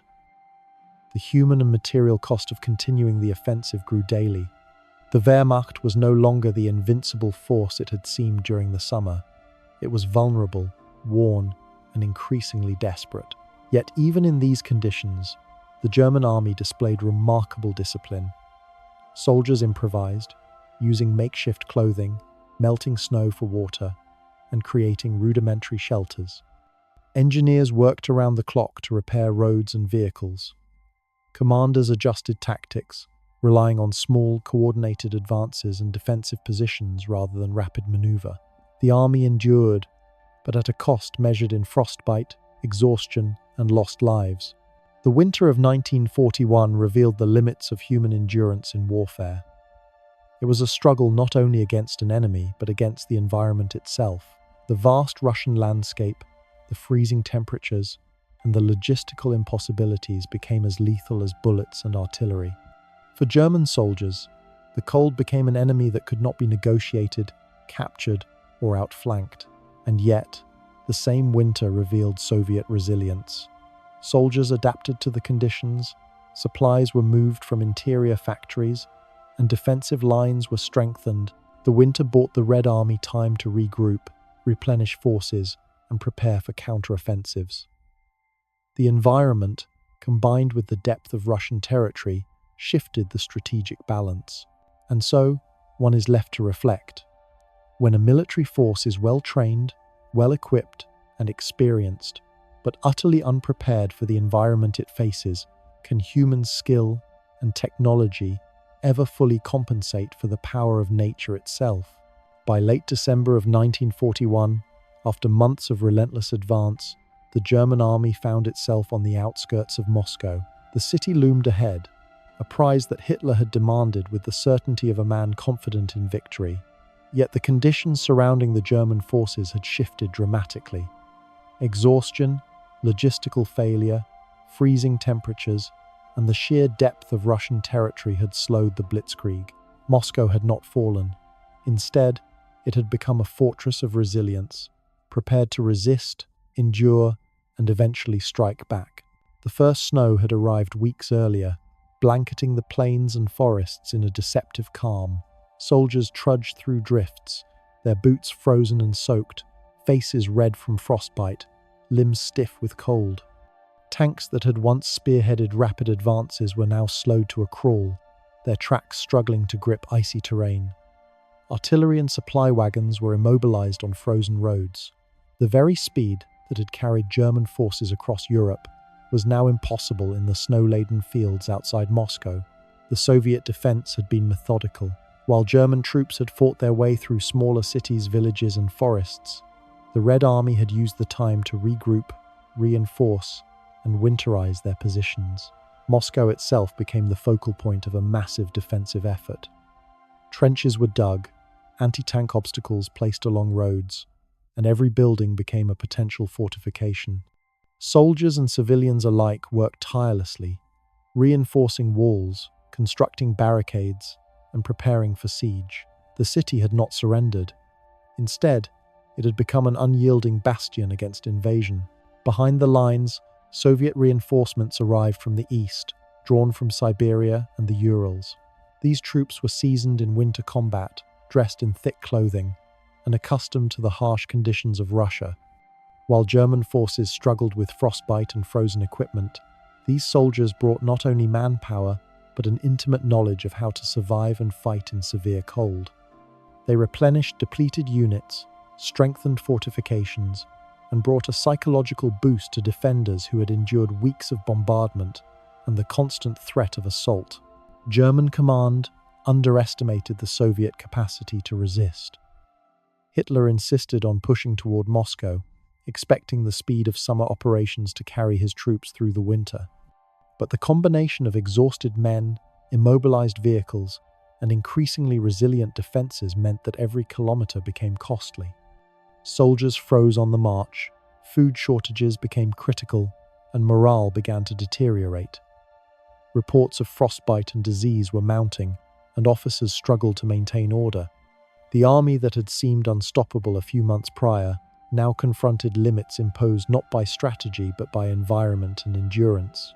As the Germans struggled, the Soviets prepared to act. Stalin, aware that the German advance had overextended itself, ordered the Red Army to launch a counteroffensive. The operation relied on both timing and coordination. Snow-covered roads became the staging grounds for infantry, artillery, and reserves transported from the interior. Soldiers moved silently, carefully navigating forests and hills to approach German positions. The winter, which had slowed the invaders, now became an advantage for those defending the homeland. Civilians played a crucial role. Those who remained in villages near Moscow assisted in reconnaissance, provided shelter for retreating units, and transported supplies over frozen roads. Local knowledge of terrain allowed Soviet forces to navigate difficult areas that German troops found nearly impassable.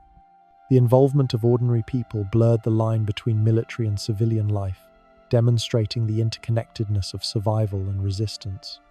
Children, elderly, and women contributed to logistical efforts, carrying food, firewood, and messages across icy terrain. Every small act mattered. The counteroffensive began in earnest in early January of 1942. Soviet forces struck with coordinated attacks along the German flanks, exploiting weak points created by exhaustion and overextension. Infantry units advanced through snow, artillery pounded frozen positions, and reserves poured into key sectors. German soldiers, already struggling with frostbite, hunger, and mechanical failures, faced an enemy renewed in both morale and preparation. The winter that had immobilized them now became the environment of their undoing. For the German troops, the experience was devastating. Trenches were frozen, supplies scarce, and morale low. Soldiers described men collapsing beside roads from cold and hunger, tanks unable to move over ice-covered mud, and relentless Soviet attacks that left positions vulnerable. Diaries reveal frustration and despair. Officers struggled to maintain cohesion, men questioned orders, and fear of encirclement spread. Even experienced soldiers admitted that the combination of cold, exhaustion, and the enemy's resilience was beyond anything they had encountered. The fighting was often close and brutal. Snow muffled gunfire, but not the harsh reality of combat. Hand-to-hand engagements occurred in villages and forests, with soldiers on both sides struggling not only against the enemy but against the cold that sapped their strength. Ammunition froze, rifles jammed, and movement became difficult. Survival depended as much on ingenuity and endurance as on tactics. Soldiers learned to insulate weapons with cloth, melt snow for water, and improvise warmth in frozen foxholes. Every day was a test of both skill and stamina. Logistics remained the critical factor. German supply lines, stretched over hundreds of miles and already compromised by winter conditions, could not adequately sustain the front. Food, ammunition, and fuel lagged behind. Snow and ice slowed every convoy, while Soviet partisans attacked railways and roads, further straining the supply network. Units sometimes went days without proper rations, scavenging from abandoned villages or frozen fields. Hunger became as dangerous an enemy as Soviet bullets or artillery. Psychologically, the German army began to experience a collective awareness of vulnerability.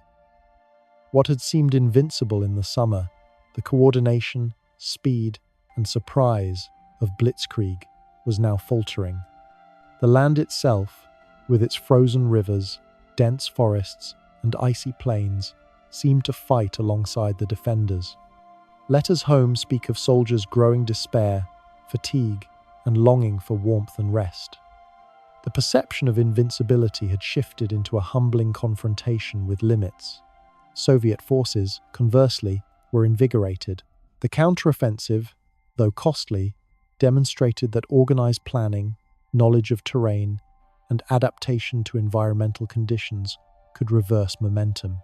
Units encircled portions of the German army, forcing withdrawals and inflicting heavy casualties. Civilians in liberated areas returned cautiously, clearing paths, burying the dead, and tending to wounded soldiers. Their labor, often overlooked in strategic accounts, was crucial to sustaining the offensive. The winter campaign underscored the importance of preparation and adaptation. Soviet troops had been trained, equipped, and mentally prepared for harsh conditions. German forces had not. Even advanced technology tanks, artillery, trucks, could not overcome extreme cold without proper preparation. The environment amplified human limitations and made strategy secondary to endurance. This lesson, repeated throughout history, highlights that no matter how powerful a military force may seem, it is ultimately bound by the conditions of its setting. As the counteroffensive progressed, the psychological shift was apparent. Soldiers who had marched across Europe with confidence now faced doubt. Officers reassessed plans, questioning whether rapid advances were feasible. Morale among the Red Army rose, as success reinforced the belief that the invader could be stopped. Ordinary people, too, saw a glimpse of hope. The land they had endured for months now offered evidence that resilience could yield tangible results. The winter of 1941 and early 1942 marked a turning point. While the Germans had gained tremendous ground in the preceding months, they had also overextended, exhausted their forces, and underestimated the combined power of Russian endurance, environmental hardship, and civilian contribution. The counteroffensive near Moscow did not end the war, but it halted the advance, inflicted heavy casualties, and sent a clear signal. The German army, formidable though it was, could be challenged and repelled. And so, in reflecting on these events, one must ask, when an army faces an enemy not only in combat but in climate, terrain, and the collective resilience of a nation, what does victory truly mean? And is it possible to conquer both land and spirit in equal measure? After the Soviet counteroffensive near Moscow in early 1942, the German army found itself in a situation it had not truly faced before. The sudden and undeniable reality that speed, surprise, and mechanized superiority alone were not sufficient to guarantee victory. The once relentless advance that had carried the Wehrmacht across the Soviet Union now ground to a halt. The combination of exhausted troops, extended supply lines, environmental hardship, and the resilient Soviet defense forced German commanders to confront limits they had never previously experienced in the campaigns of Western Europe. The winter had revealed weaknesses that were structural as well as tactical. Soldiers, accustomed to rapid movement and aggressive maneuvers, now faced the challenge of holding positions in freezing temperatures, with inadequate clothing, limited supplies, and mechanical failures, crippling vehicles and artillery. The human cost was immense. Frostbite, hunger, and disease were now as significant as bullets. Units that had been considered elite were weakened, morale was shaken, and the physical and psychological strain on soldiers became a critical factor in planning. German High Command attempted to adjust. Efforts were made to improve winter clothing and provide additional rations, but the scale of the front made comprehensive support impossible. Equipment was winterized where possible, spare parts stockpiled, and horses given priority for food and care. Yet these measures could only partially compensate for the systemic overextension of the army. Every improvement was delayed by the distances involved, the frozen terrain, and the constant threat of Soviet attacks on supply lines. Soldiers were forced to improvise, burning wood from abandoned buildings for heat, melting snow for water, or reinforcing clothing with scraps and layers scavenged from the battlefield. Tactical adjustments were also necessary. The rapid blitzkrieg movements that had defined the early months of Barbarossa were no longer feasible. Instead, the Wehrmacht relied on static defenses, holding lines and fortifications to prevent Soviet advances while waiting for reinforcements. Artillery was used more strategically, targeting Soviet concentrations and supply points rather than supporting fast-moving attacks. Infantry units spent long hours in trenches, foxholes, or dugouts, exposed to cold, mud, and the constant threat of partisan raids. The daily grind of holding positions eroded morale as soldiers faced boredom, fear, and relentless environmental challenges. The German command structure faced strain under these conditions. Hitler's interference did not diminish. He continued to demand offensive action, despite evidence that the army was overstretched. Generals attempted to balance these orders with the practical realities on the ground, often resulting in delays, confusion, or conflict between leadership levels. In some cases, divisions were ordered to hold lines that were too long, or to conduct attacks without sufficient preparation or support. The friction between strategy and reality highlighted the challenges of command under extreme conditions and revealed the human limits of military bureaucracy. Supply remained the central obstacle. Roads were frozen or impassable, railways had been damaged by partisan activity and winter conditions, and depots were located hundreds of miles from the front. Ammunition, food, and fuel could not reach the front lines consistently, forcing soldiers to ration, improvise, or scavenge. Horse-drawn wagons became the primary mode of transport for critical supplies, yet even they struggled in icy conditions. The army's logistical chain, once a strength, had become a liability.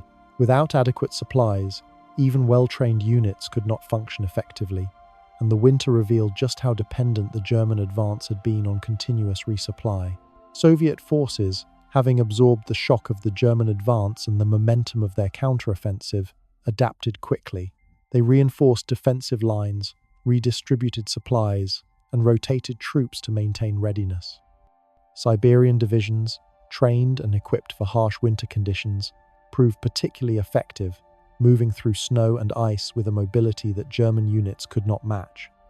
The strategic depth of Soviet territory allowed them to absorb losses, regroup, and mount continued resistance, presenting the Germans with an opponent who could endure, adapt, and strike back. Partisan activity intensified. German forces now had to defend not only against direct attacks, but also against guerrilla operations behind the lines. Railways were sabotaged, convoys ambushed, and small towns targeted. These actions forced the Germans to divert men and resources to guard duties, further stretching already thin units. The terrain, combined with winter, allowed partisans to operate with relative freedom, striking quickly and vanishing before reinforcements could arrive. Every raid reminded German commanders that control over the occupied territories was never absolute. Civilians continued to bear the burden. The combination of occupation, requisition, and now the harsh winter created extreme hardship. Food was scarce, fuel limited, and disease spread more easily in crowded, freezing settlements. Yet civilians adapted, hiding supplies, assisting partisans, and supporting soldiers on both sides when possible. Women, children, and the elderly contributed to survival strategies, moving supplies, maintaining shelters, or assisting in rudimentary medical care. Their labor, often overlooked, became critical to both German and Soviet efforts, illustrating the interconnectedness of human endurance and military operations. Morale within the German army deteriorated slowly but steadily. Letters home reveal a growing awareness among soldiers that the campaign was no longer a guaranteed victory. The harshness of winter, combined with the resilience of the Soviet defense, eroded confidence. Yet many continued to endure, driven by discipline, fear of reprisal, and the hope that conditions would improve. Their experiences were marked by long hours of inactivity, punctuated by moments of intense danger, a psychological strain that was invisible in strategic analyses but devastating at the individual level. The failure to fully adapt had consequences. German losses increased due to exposure, disease, and attrition rather than direct combat. Equipment left behind due to immobility or breakdown further weakened operational capability. Units became fragmented, isolated, and vulnerable to both conventional and partisan attacks. The cumulative effect of environmental, logistical, and tactical failures created a stalemate that would define much of 1942. Despite these challenges, the German army maintained a remarkable level of operational cohesion. Soldiers learned to improvise, engineers repaired vehicles in makeshift workshops, and commanders adjusted tactics to maximize the limited resources available. Yet adaptation was incomplete. The army remained vulnerable to extreme cold, extended supply lines, and Soviet resistance. Each day, in winter conditions, became a struggle for survival as much as a military operation. The stalemate that followed the Moscow counteroffensive revealed a critical lesson about war on a massive scale. Even the most disciplined and technologically advanced military force is ultimately limited by the environment, human endurance, and the resilience of its opponent. Winter, logistics, and attrition became as decisive as tanks or artillery. Success in one season could not guarantee victory in the next, and the human dimension, morale, exhaustion, and adaptability became central to outcomes. Strategically, the German army attempted to reorganize. Offensive plans were scaled back, fortifications reinforced, and supply networks patched where possible. Yet the lessons were only partially absorbed. Hitler continued to demand ambitious operations, often at odds with the realities on the ground. The army, operating at the edge of its capacity, struggled to balance orders with survival. Winter had revealed not only the limits of machinery and strategy, but also the human cost of overreach. The long stalemate also set the stage for a gradual shift in momentum. Soviet forces, having weathered the initial German offensive and exploited the winter, began to prepare for more sustained operations. They reinforced key sectors, improved supply chains, and rotated troops to maintain combat effectiveness. The resilience of Soviet planning, combined with environmental factors, slowly eroded German capability, turning what had seemed an unstoppable advance into a grinding, attritional struggle. And so, in the aftermath of the Moscow counteroffensive and the failure to fully adapt, a stark truth emerges. When an army confronts not only a determined enemy but also vast terrain, extreme weather, and the limits of human endurance, victory depends as much on preparation, adaptability, and resilience as it does on strategy or firepower. The Germans had learned this lesson the hard way, and the consequences would shape the next phase of the Eastern Front, which leads us to consider, in a war fought across such immense distances and under such harsh conditions, is true victory ever possible? Or is every campaign destined to be measured more by survival than conquest? By the spring of 1942, the Eastern Front had settled into a tense, grinding conflict. After the German advance had stalled near Moscow during the brutal winter, Hitler redirected his ambitions toward the south, seeking to seize the rich oil fields of the Caucasus and the industrial hub of Stalingrad. The city, perched on the western bank of the Volga River, became the focal point of a campaign that would test both strategy and human endurance in ways few could anticipate. The planning for the southern offensive was meticulous on paper, but flawed in execution. German high command believed that capturing the resource-rich areas of the Soviet South would cripple the Red Army and sustain Germany's war machine for years. Stalingrad, meanwhile, was not only strategically important but also symbolic. The city bore the name of the Soviet leader, Joseph Stalin, making its capture a potential blow to morale and a propaganda victory. Yet planners underestimated the distance, terrain, and resilience of the Soviet forces defending the region. For the soldiers marching southward, the landscape was both a challenge and a source of illusion. The endless steppes seemed to promise rapid movement, reminiscent of the summer campaigns in Poland and France. Yet the terrain was deceptive. Rivers and ravines interrupted roads, bridges were limited and often destroyed by retreating Soviet forces, and supply lines stretched thin over hundreds of miles. The southern campaign demanded a logistical effort of immense scale, requiring coordination between mechanized divisions, infantry, and supply columns. Every delay or miscalculation could have catastrophic consequences. The human cost was already apparent before the first major engagement near Stalingrad. Soldiers continued to struggle with the remnants of winter exhaustion. Frostbite injuries lingered in many units, and disease remained a constant threat. Supply shortages persisted, forcing troops to ration food, melt snow for water, and improvise solutions for fuel and heating. Diaries and letters from this period reveal fatigue, frustration, and a quiet dread. Soldiers knew that the open steppe, while offering mobility, left them exposed to both enemy action and the elements. Soviet defenses in the south were resilient and adaptive, while the German army had expected rapid victories similar to those in the summer of 1941. Soviet forces had regrouped, fortified positions, and deployed reserves effectively. Engineers constructed defensive lines, mines were laid along key roads, and artillery was positioned to cover approaches to major cities.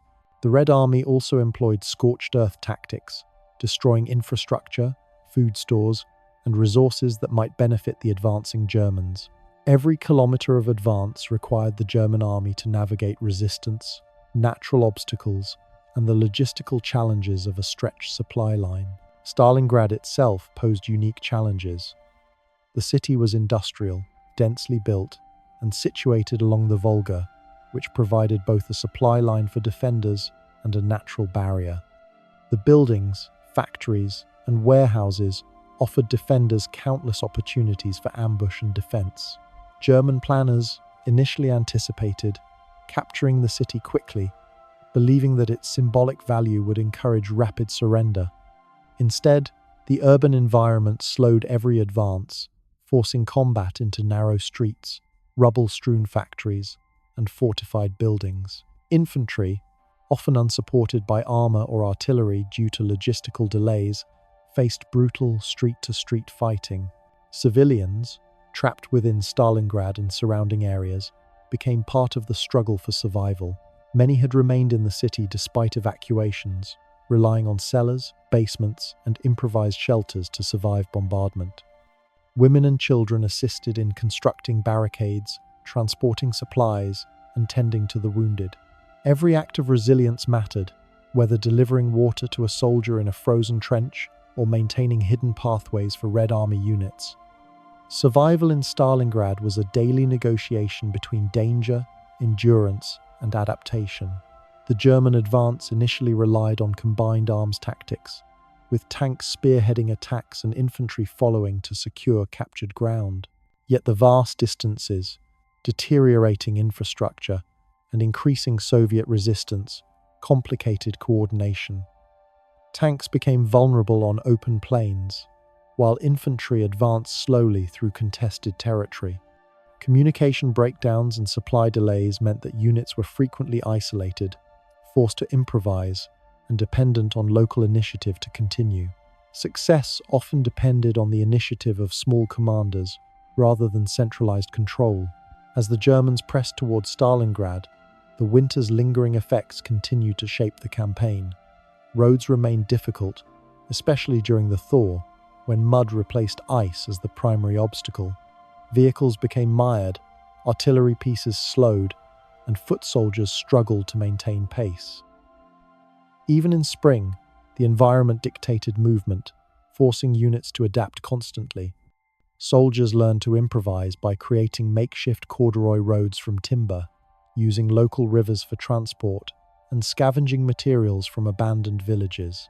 Adaptation was not optional. It was necessary for survival. The human experience on the front was defined by endurance under constant stress. Soldiers faced long marches, exposure to harsh weather, and relentless engagement with the enemy. Food was rationed, medical care limited, and the threat of partisan attacks ever present. Letters described the monotony punctuated by terror. A day of trudging through mud could be followed by an unexpected artillery bombardment or ambush. Survival required not only physical stamina but mental resilience, and even the most experienced soldiers were tested to their limits. German command attempted to compensate for these challenges through reorganization and reinforcement. Divisions were rotated, new units sent forward, and logistical hubs established to support extended operations. Yet the scale of the campaign made comprehensive adaptation difficult. Supply lines remained vulnerable, particularly to Soviet partisans, whose knowledge of terrain and guerrilla tactics amplified German difficulties. Every convoy faced potential ambush, forcing resources to be diverted to protection rather than offensive operations. The Red Army employed a combination of defensive and offensive tactics. Alongside fortifications, artillery bombardments, and urban combat strategies, they launched counterattacks designed to slow the German advance and exploit vulnerabilities.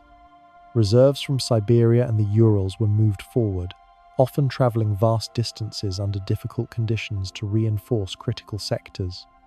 These reinforcements not only replenished manpower, but brought soldiers familiar with winter warfare and rugged terrain, giving the Soviets a strategic advantage even as the Germans pressed forward. Urban warfare in Stalingrad created unique challenges. Factories, warehouses, and apartment blocks became fortified positions. Every building offered defenders the opportunity to ambush advancing troops. German soldiers, trained for mobile warfare, found themselves in a grinding, block-by-block struggle. Progress was measured in meters rather than kilometers, and each advance required coordination, courage, and improvisation. Casualties mounted not only from combat, but from exposure, exhaustion, and the constant stress of operating in contested urban terrain. Civilians continued to play an indirect role. Their labor, knowledge of streets and buildings, and ability to hide or provide aid to defenders added to the complexity of the battlefield. Women, children, and the elderly transported supplies, warned of approaching units, and maintained essential services where possible. The city itself became a participant in the battle, its structures, population, and resources, shaping both tactics and survival strategies for soldiers on both sides. The German push towards Stalingrad also highlighted the consequences of overextension. As units advanced further from supply hubs, logistical difficulties multiplied. Fuel shortages limited armored operations, ammunition lagged behind the front, and food scarcity affected morale. Horses and vehicles, essential for transport and combat, became increasingly unreliable. The human and material strain of maintaining the offensive became as significant a threat as Soviet resistance. By the early months of 1942, it was clear that the campaign towards Stalingrad would not be a rapid victory. The combination of urban terrain, resilient defenders, environmental hardship, and logistical complexity created a protracted struggle. Soldiers, officers, and planners alike had to adapt constantly, improvising solutions for supply, movement, and combat, under conditions that stretched human endurance and tested strategic assumptions. And so, the campaign towards Stalingrad raises a profound question. When an army is powerful, experienced, and technologically advanced, yet faces determined resistance, harsh terrain, and stretched logistics, is success measured by territorial gain, or by the ability of men and machines to endure the unrelenting trials of war? By the summer of 1942, Stalingrad had become far more than a city. It was a symbol, a fortress, and a crucible in which the fate of the Eastern Front would be tested. For the Germans, capturing Stalingrad meant seizing control of the Volga, securing the oil-rich regions of the Caucasus, and delivering a symbolic blow by occupying a city that bore the name of the Soviet leader himself. For the Soviets, defending it was not just a strategic necessity, but a matter of national pride, survival, and the assertion that resilience could withstand overwhelming force. The German advance toward the city was initially powered by the belief that speed and technological superiority could overcome the defenses of any urban center. Mechanized divisions spearheaded the assault, supported by artillery bombardments intended to soften resistance. Yet the sprawling industrial landscape of Stalingrad factories, warehouses, apartment blocks was not only difficult terrain, but also a ready-made defensive network. Every street, every building, every alley became a potential death trap, where Soviet snipers, machine guns, and ambushes could pin down advancing infantry. Tanks, which had once defined the rapid blitzkrieg, became liabilities in narrow streets and rubble-strewn intersections. For the German soldier, the experience was a blend of awe, terror, and exhaustion. The urban environment demanded constant vigilance, and the psychological strain was immense. Soldiers described moving block by block, floor by floor, often clearing buildings room by room. Progress was measured in meters rather than kilometers, with every advance exacting a heavy toll in casualties. The constant threat of ambush, snipers, and artillery, combined with freezing temperatures and food shortages, created a reality in which survival became as critical as tactical success. Soviet defenders, by contrast, demonstrated remarkable adaptability. Factories became fortified strongholds, warehouses transformed into ammunition depots, and basements and cellars provided shelter from bombardment. Reinforcements arrived from Siberia and the interior, bringing soldiers familiar with harsh winter conditions, adding not only manpower but knowledge and endurance to the defenders' arsenal. Civilians, too, played an integral role. Women, children, and the elderly carried supplies, barricaded streets, tended to the wounded, and aided the movement of troops. The city itself, in essence, became a participant in the battle, its population and infrastructure shaping every tactical decision. The first weeks of fighting were dominated by relentless artillery bombardments and urban combat. German forces attempted to crush Soviet defenses through concentrated firepower, hoping that destruction of infrastructure would open pathways for infantry. But the Soviets adapted, dispersing units, establishing counter-battery positions, and using the rubble to their advantage. The destruction of Stalingrad was total. Buildings collapsed, streets became impassable, and the city's environment itself dictated the terms of engagement. Tanks, artillery, and air support were less effective in the maze of streets, forcing soldiers to rely on courage, improvisation, and cooperation at the most granular level. Supply shortages exacerbated the situation for the Germans. Extended lines meant that food, ammunition, and medical aid arrived sporadically, often too late or not at all. Horses and vehicles struggled through the debris-strewn streets, and soldiers scavenged what they could from destroyed buildings. Frostbite, hunger, and disease, though less severe than in the previous winter, remained constant threats. Survival strategies were improvised. Snow melted for water, wood from destroyed structures burned for warmth, and rations were carefully stretched. Combat and endurance became inseparable. Urban warfare exacted a heavy human toll. Soldiers and civilians alike endured bombardment, disease, hunger, and freezing conditions. Every building captured often changed hands multiple times, with heavy casualties each time. The psychological stress was enormous. Letters and diaries from this period reveal exhaustion, despair, and fleeting hope.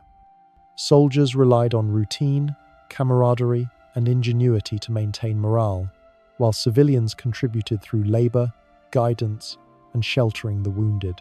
In Stalingrad, human endurance proved as decisive as firepower. As autumn turned to winter in 1942, the battle reached a critical juncture. Soviet forces, under the leadership of General Zhukov and others, began preparing a counteroffensive designed to encircle the German Sixth Army.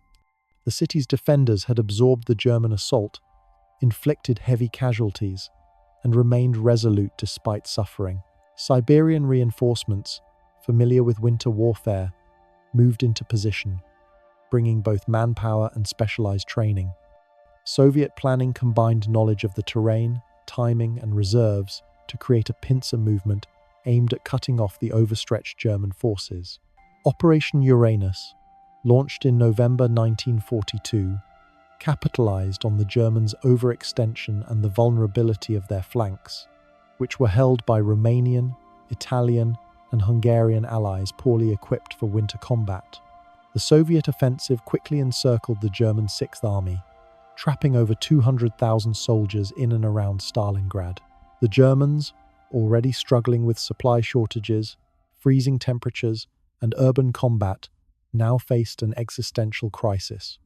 Starvation, disease, and exposure became as lethal as bullets and artillery. Survival, once an element of daily life, now dictated the strategic outcome of the battle. The encirclement transformed Stalingrad into a siege. German soldiers huddled in ruined buildings, improvised shelters, and trenches, surviving on dwindling rations and supplies airdropped with limited success. Vehicles froze, weapons jammed, and medical facilities were overwhelmed. Letters from this period describe men enduring days without adequate food, water, or heat. Meanwhile, Soviet forces tightened the ring, cutting off escape routes, systematically reducing pockets of resistance, and using their logistical advantage to sustain the encirclement. The psychological impact on German troops was immense. Many accepted that survival, not victory, was the immediate goal. Officers attempted to maintain discipline, but the combined effects of exhaustion, hunger, and cold eroded cohesion. Soldiers improvised shelters, scavenged for food, and tended to the sick and wounded with limited resources. The human cost of strategic failure became painfully evident, highlighting the limits of military power when logistical, environmental, and human factors converge against an army.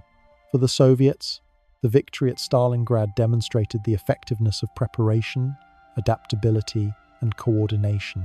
Strategic depth, knowledge of terrain, and the integration of civilian effort and military planning created conditions under which even a technologically superior force could be contained and ultimately defeated.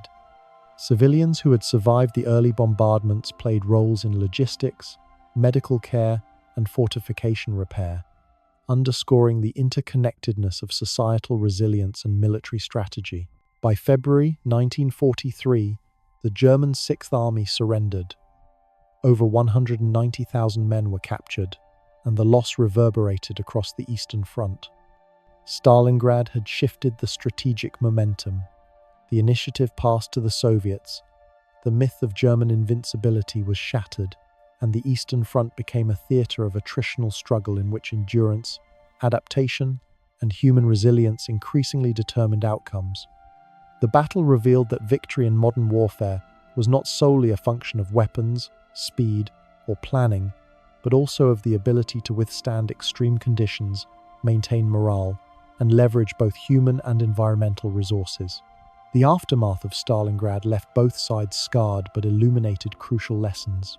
For the Germans, the failure exposed the risks of overextension, inadequate preparation for environmental conditions, and underestimating the resilience of both enemy forces and civilians. For the Soviets, it reinforced the value of adaptation, coordination, and integration of society into defense. Across the steppe, the city, and the front lines, survival strategies, whether in scavenging, improvisation, or sheer endurance, became decisive. And so, reflecting on Stalingrad and its aftermath, one is forced to ask, in a war defined by machinery, strategy, and firepower, what role does the human spirit play? Can the resilience, ingenuity, and endurance of ordinary people, soldiers and civilians alike, outweigh even the most advanced weapons and meticulously planned offensives? The answer, as Stalingrad so vividly demonstrated, is not theoretical. It is written in the frozen streets, ruined factories, and enduring spirit of those who survived against unimaginable odds.